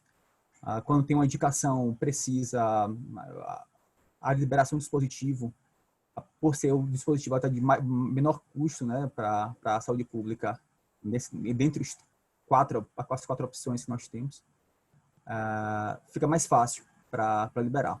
CDI ressincronizador, assim como o CDI ABIV, né, que é o CDI com ressincronizador associado, são dispositivos de mais alto custo, então tem uma dificuldade maior na liberação. É mais restrita a indicação. E aqui, independente por ser um hospital, né, maior, passamos pelas mesmas dificuldades inerentes do SUS. Então, temos limitações, temos cotas, e para ter a liberação específica, obedecemos fielmente uma avaliação bem mais precisa, buscando trazer o paciente com o melhor custo-benefício. Então, aquele paciente que vai conseguir se beneficiar com maior chance do que outros. Então, CDI, mas partimos do mesmo pressuposto de indicação para profilaxia secundária, aquele paciente que tem indicação clássica e vai receber o dispositivo. Para a primária, hoje, só a critério de pesquisa. Aqui estamos até fazendo uma pesquisa com paciente chagásico para profilaxia primária aqui. Futuramente, aí vamos ter alguns dados mais expressivos, já que Chagas é meio abandonado, né, nos estudos maiores, então a nossa realidade vai ser um pouco mais vista, mas realmente só a nível de pesquisa para a primária. E para ressincronização, como o Daniel explicou, a gente tem as faixas diferentes de resposta ao dispositivo com base no critério do paciente. Então, aqui a gente começa sempre fazendo um screening desse paciente anteriormente. O paciente, geralmente, que vem do nosso ambulatório, já vem passado do ambulatório de C. Então, ele já vem, na maior parte das vezes, muito bem medicado, muito bem otimizado, mas que ainda continua sintomático. Então, primeira avaliação, checar se a parte clínica está totalmente otimizada. A gente partir para uma ressonância cardíaca ou uma citografia com talho para avaliar a parede lateral do ventrículo esquerdo. Então, se tiver uma parede com muita fibrose, muita cicatriz, não vai ter local onde a gente coloque o eletrodo para poder ter estimulação, então vai ser desperdiçado. E após esse screen inicial, o paciente realmente é capacitado a ter o aparelho, vamos para os critérios que realmente vão indicar para o paciente com a melhor resposta. Então, bloqueio de ramo esquerdo, né, QRS largo, acima de 150 milissegundos, pacientes não isquêmicos, mais jovens, menos comorbidades. Assim, a gente tenta fazer essa seleção inicial. É ruim porque às vezes a gente fica na vontade, né, de conseguir indicar para mais pacientes, mas a restrição acontece. Então, a gente acaba tendo realmente essa restrição. Para os pacientes que fogem um pouquinho do padrão de não respondedor, né, o bloqueio de ramo direito, como o William mesmo falou, chagásico, né, aquele paciente que é mais complicado para poder fazer a indicação e o implante acaba sendo bem restrito. Então, assim, geralmente pacientes realmente mais jovens, que você realmente tenta segurar o máximo possível para não cair numa fila de transplante, não ter uma evolução pior, né, tentar ajudar de alguma forma, apesar que a taxa de resposta geralmente não é boa. Assim como o William percebe aí aqui na Bahia, que a resposta também não é eficaz, é que a gente passa pela mesma dificuldade. Realmente é complicado, às vezes, essa avaliação. Aqui estamos tentando associar uma coisa interessante, que é uma coisa que a diretriz brasileira trazia há tempos atrás e que as novas hoje em dia não comentam tanto, que é a visualização real de sincronia.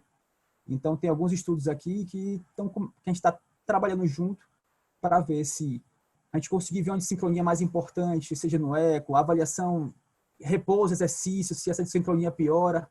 Então, esses são critérios que estão ajudando a gente a ter uma melhor seleção desses pacientes e a gente conseguir guiar um caminho melhor até o momento. Tiago, muito bom ouvir sua experiência. Só vou fazer um adendo, eu como ecocardiografista, eu te digo que uma das piores coisas para o ecocardiografista é fazer a avaliação de dissincronia ventricular. Não tem um que goste e é um método que já tem pesquisa, assim. Agora a gente está tendo outras opções, strain, etc. Talvez a gente vá por outro caminho, mas anteriormente ele não agregava tanto porque era um método, não era tão bom assim. Até para ajuste de ressincronizador, etc., é complicado. Complicado. Mas, enfim, vamos fazer um bate-bola aqui rapidinho, porque tem muita pergunta. Então, vamos lá. Pergunta que muita gente perguntou aqui no meu privativo, o pessoal fica com vergonha, mas podem perguntar pelo chat, tá certo, pessoal? Paciente que usa marca-passo, CDI ou ressincronizador, ou ambos, podem dirigir? Podem. Lembrar, de uma forma bem prática. Para a direção privada, a sua direção no dia a dia, para uso próprio, nenhum aparelho contraindica. Marca-passo, ressincronizador CDI. Se for para ser uso pessoal, não tem problema. Se levarmos em consideração a atividade que dependa da direção, né? Motorista, piloto, então assim, coisas que vão envolver não só você, como uma quantidade maior de pessoas associadas.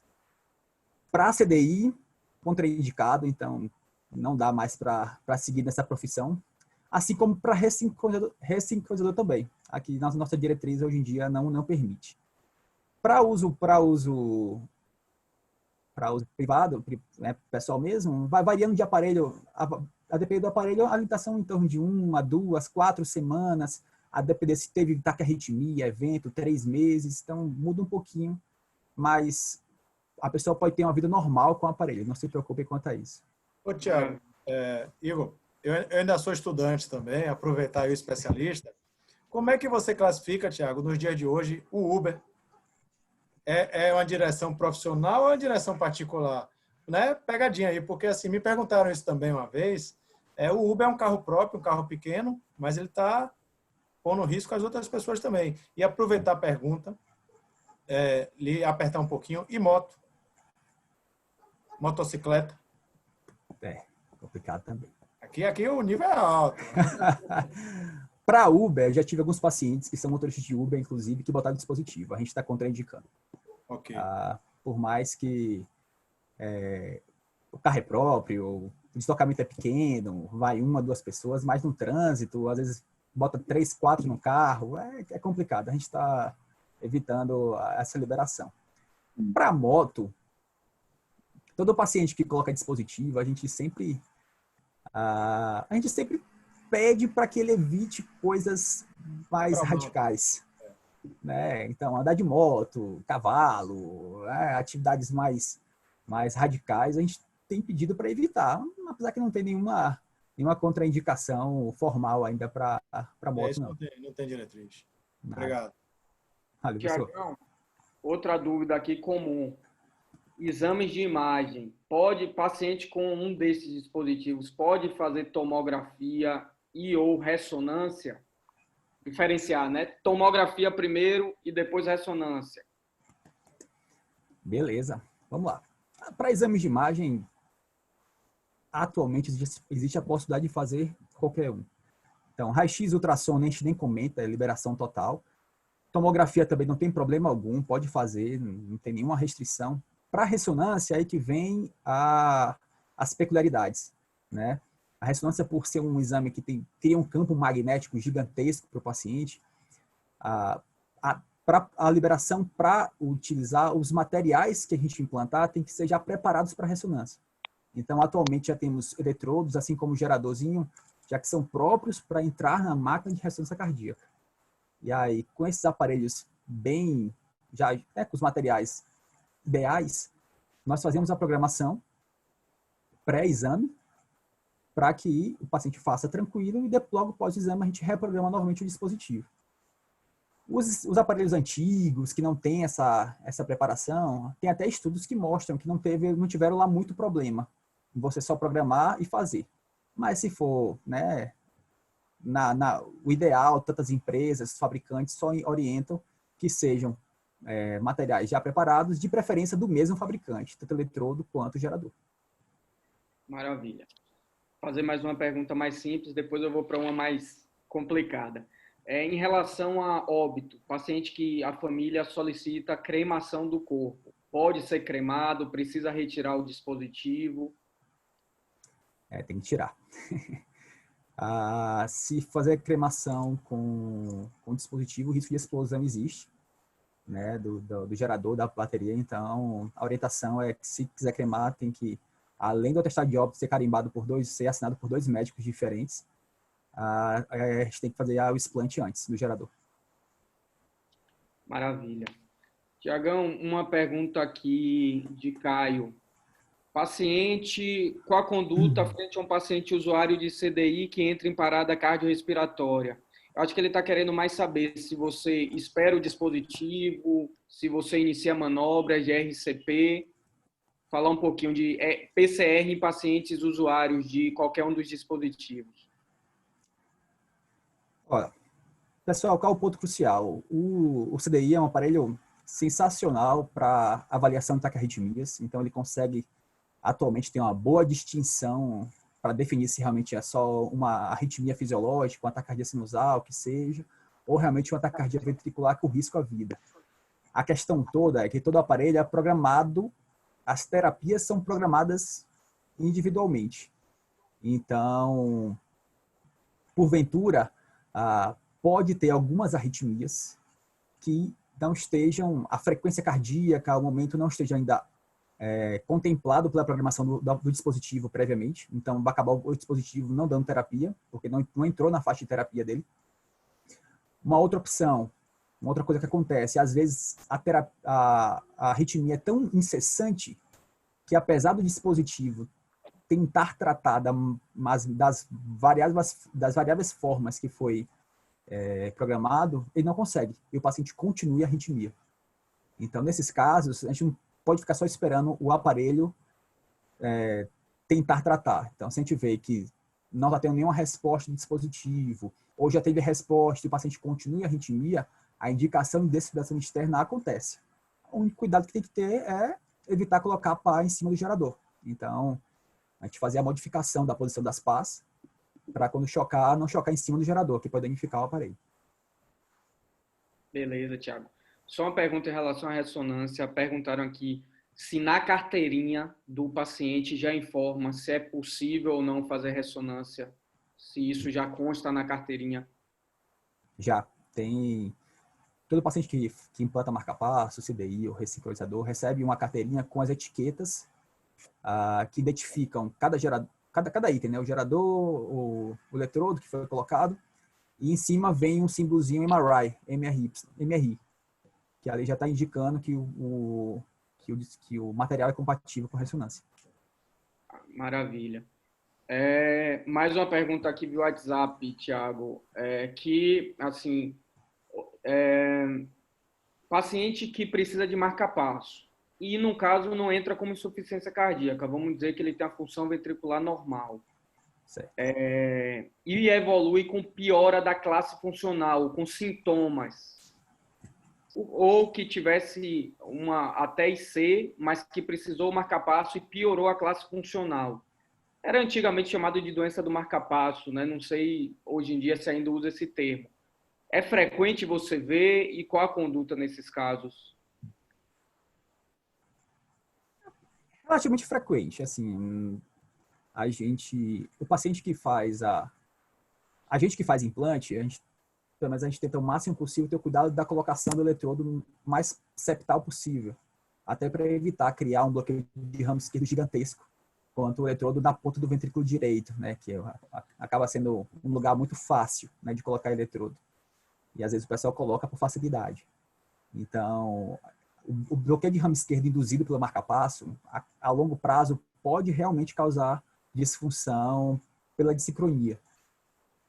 Nesses pacientes que evoluem, e a gente não conseguiu, né, achar outra explicação factível para essa piora da classe funcional, além da estimulação cardíaca, já tem uma indicação, né, de fazer o upgrade para ressincronizador. Então, a gente entra com o terceiro eletrodo para poder tentar remodelar esse coração novamente para melhorar a função.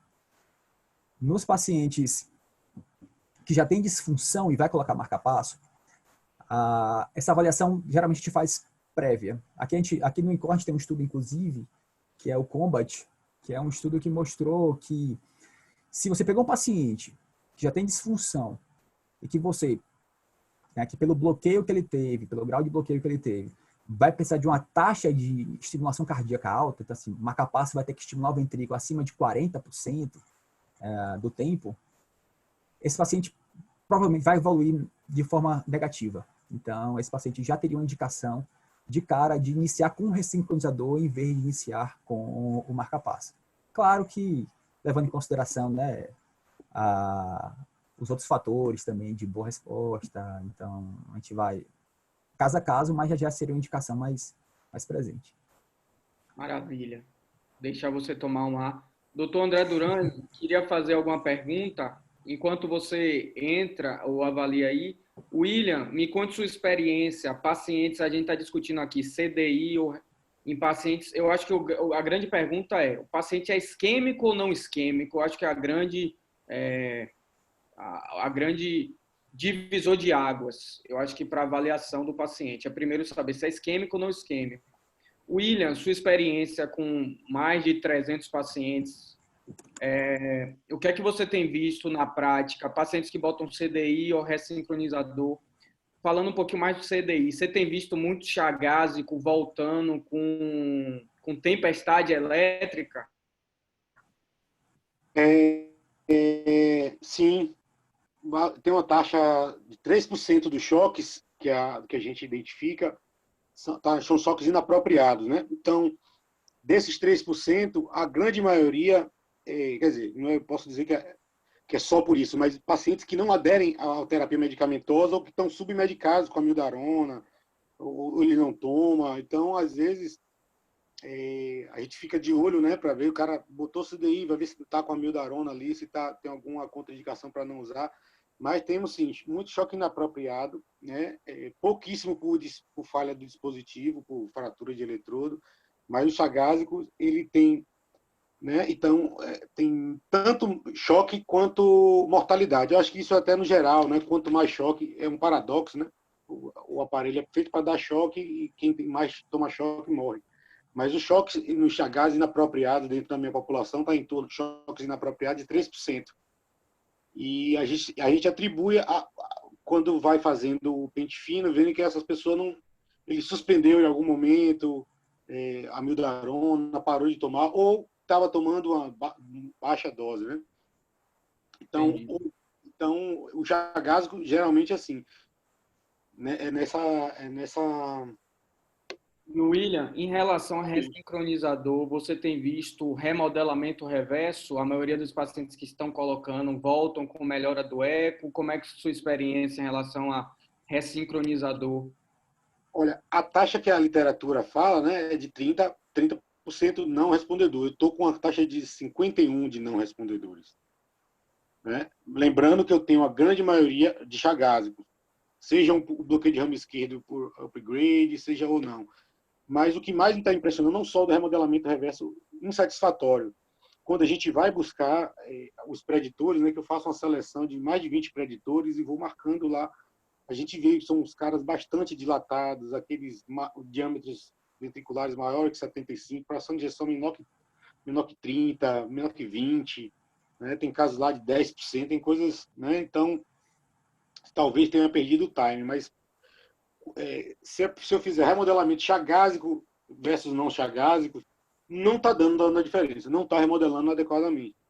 Quando a gente vai buscar os raios-x, a gente vê isso, como o Daniel falou, raio-x para ver o posicionamento, se está na ponta. Meu estudo, eu pego o último eletro pré e o primeiro eletro pós, de todos, e depois pego de 6 meses e 12 meses, para fazer esse comparativo de largura de QRS, o modo, se está em VAT, para ver se era um problema, se é técnico ou se é, vamos dizer, etiológico, é individual, se é homem ou se é mulher. Então, na minha população, ela está bastante díspare, né, da literatura. Então, não são os homens estão remodelando melhores que as mulheres, né, lá na população, e os não chagásicos. E aí eu entro com alcoólica, as miocardite prévias, mas o chagásico, se eu conseguir mostrar o que eu estou pretendendo, eu acho que Chagas não, apesar de bloqueio de ramo esquerdo, não sei se vem, se é o pior dos mundos, Chagas. Ele tem uma forma dilatada, rítmica e ainda e não sincroniza, ainda tem uma baixa taxa de bloqueio de ramo esquerdo, né? Então, muitos chagados que a gente põe lá são o bloqueio atrioventricular, bifascicular, então acaba que aquele melhor paciente, né, o bloqueio de ramo esquerdo, maior que 150 milissegundos, eu só pego esses pacientes assim se ele tiver já estimulado, ou com CDI, com um marca-passo prévio. Então, quando eu vou para remodelar, eu tenho até mais piora, viu, Igor? Que eu tenho um parâmetro lá que eu ponho. Ele está inalterado, melhorou 5%, 10% ou está pior. Eu tenho uma taxa de piora de 17%. Taxa pré para o pós. Né? Excelente. Igor, na verdade, não é nenhuma pergunta, é agradecer a todos, né? A Tiago, a William, todos que estão presentes, que conseguiram ainda continuar até esse horário. O curso está ganhando uma magnitude muito maior do que aquela que a gente esperava. A gente fica muito feliz, contente, honrado. O objetivo é justamente esse. Eu sempre fui a favor dessa compartilhamento de conhecimento, de experiência. Cada encontro desse a gente aprende muito. Estou muito, muito feliz em ver o William. A gente lá, desde o início, lá do Ana Nery, a gente brincava que o William sabia muito mais do que muito residente de cardiologia, e o William agora está discutindo como arritmologista. E ver Tiago, o crescimento de Tiago, né, nessa jornada dele aí no INCOR. A gente fica com muito orgulho, viu, Tiago? Muito feliz de ver. Você foi um excelente residente de cardiologia e não é à toa que agora você está na SUB aí, também brilhando. E eu tenho vários colegas e amigos aí da IC, tá? Grupo do Bacal. E fico feliz de ver você aí brilhando e representando bem a Bahia, o Estado. E a gente só tem a parabenizar, tá bom? Então, era mais para encerramento mesmo, Igor. Agradecer a Muricy pela brilhante aula, tá? A Mário aí pelo apoio habitual, a todos vocês, a nossa coordenadora acadêmica, Yasmin, sempre prestativa. Doutor André, e sempre mega organizada. Se você pular da linha aí, ela puxa a orelha de todo mundo. deixa eu dar só um aviso, doutor André. Sim, tá bom. A Yasmin pediu para... Deixa eu só ver o aviso que ela pediu para dar, porque o pessoal estava... Diga, fala, Yasmin. Para não esquecerem de copiar esse link aí que eu coloquei no chat, tá? Para vocês preencherem com calma o check-out de vocês. Eu vou dar até mais 10 minutos. Preencham corretamente nome, e-mail, porque se colocar o e-mail errado, vocês não vão receber um e-mail comprovante de que esse check-out foi feito. Anotem a palavra-chave, pois ao final do curso vocês vão precisar dessas palavras para a obtenção do certificado. Tá certo, pessoal? Ok, pessoal. Fiquem com Deus aí. Obrigado a todos. Boa noite. Professor, dá só um minuto para o pessoal copiar o link, quem não copiou, Copiar. antes de fechar a sala. Próxima aula é de Dr. Joaquim Custódio, a 4ª aula do mini curso, e o tema vai ser diabetes e insuficiência cardíaca. Tiago. Não percam, né? Porque o Dr. Joaquim é um dos maiores experts em diabetes do país, tá? Um dos maiores experts do país. E uma pessoa, assim, próxima aí, e mais um baiano aí que está brilhando, e a gente fica muito feliz dele ter se disponibilizado a participar desse curso aí. Mário falou que vai levar para o Brasil todo esse curso. Mário já foi promovido por causa desse curso aí. O Mineiro falou aí que depois vai ter algo aí no iFood, eu não sei, eu não entendi o que era, um prêmio aí no iFood. Ele já está vendo alguma coisa especial. Não esqueçam de mim, não, eu quero também. Ok, pessoal, boa noite, viu? Então, curso encerrado, boa noite, até quarta que vem. Boa noite, pessoal. Valeu, professor. Obrigado pela participação aí. Obrigado, Thiagão. Tudo de bom. Boa noite, doutor André. Boa noite, doutor Igor, Yasmin, doutor Daniel Muricy. Belíssima aula. Mário, Boa noite a obrigado. todos. William também. William, enfermeiro William, a lenda. É isso aí.